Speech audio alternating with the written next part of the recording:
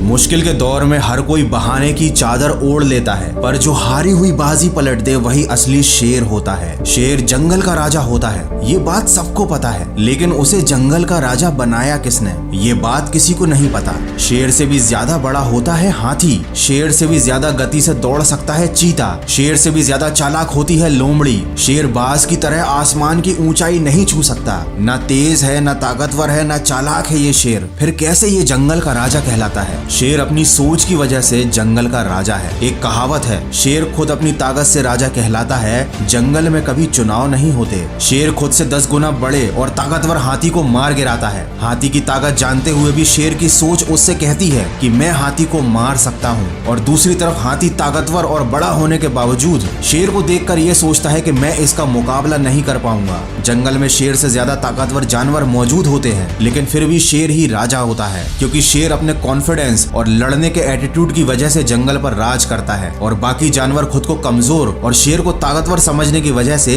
शेर से नहीं जीत पाते। याद रखना, अगर आप में काम को लेकर ऐसा एटीट्यूड और कॉन्फिडेंस है कि मैं इस काम को कर ही लूंगा, तो आपको दुनिया की कोई भी ताकत जीतने से नहीं रोक सकती। अगर शेर की तरह जीना है तो सबसे पहले उसकी तरह निडर बनना सीखो। याद रखना, बलि हमेशा बकरे की दी जाती है, शेर की नहीं। वो जंगल का राजा इसलिए है क्योंकि वह मानता है, उसके मानने के कारण ही वो जंगल का राजा बना हुआ है। वो अंदर से इस बात को महसूस करता है, जिस दिन वह खुद को राजा मानना बंद कर देगा, उस दिन वो जंगल का राजा नहीं रहेगा। हमारे जीवन में भी सुबह उठने से लेकर रात को सोने तक पूरे दिन हमारा खुद पर यकीन ही हमारे दिन को संचालित करता है। हम परिस्थितियों के सामने हार ना मानकर उनसे लड़ते हैं, या उनके खिलाफ हार मानकर चुपचाप समर्पण कर देते हैं। ये इस बात पर निर्भर करता है कि हम खुद पर कितना यकीन करते हैं। जिन लोगों को अपने आप पर अटूट विश्वास होता है, वो विपरीत परिस्थितियों में 2-4 कदम पीछे जाने से नहीं हिचकते। वे कदम पीछे हटाने में जरा भी नहीं घबराते, क्योंकि वो जानते हैं कि परिस्थितियों के अनुकूल होते ही वो बहुत तेजी से आगे बढ़ेंगे।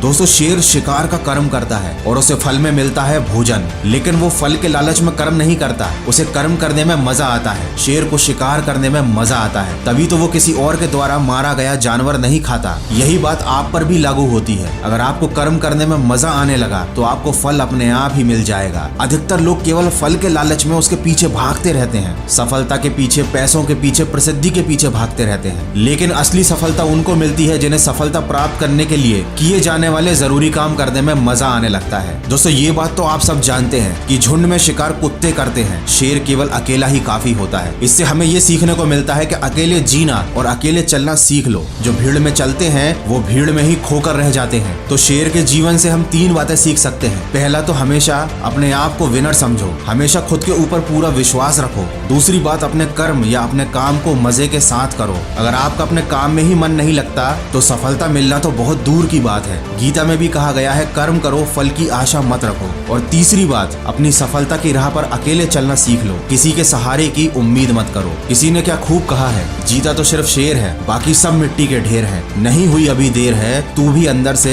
एक शेर है। आशा करता हूँ इस वीडियो से आपको कुछ सीखने को जरूर मिला होगा। अगर ऐसा है तो इसको शेयर जरूर करना और सकारात्मक सोच के साथ अपने लक्ष्य की तरफ बढ़ते रहना। मैं मिलूंगा आपसे अगले वीडियो में, जो आपके जीवन में सकारात्मक ऊर्जा को भर दे और आपको दिखाए एक सही दिशा। सुनते रहिए मन की आवाज।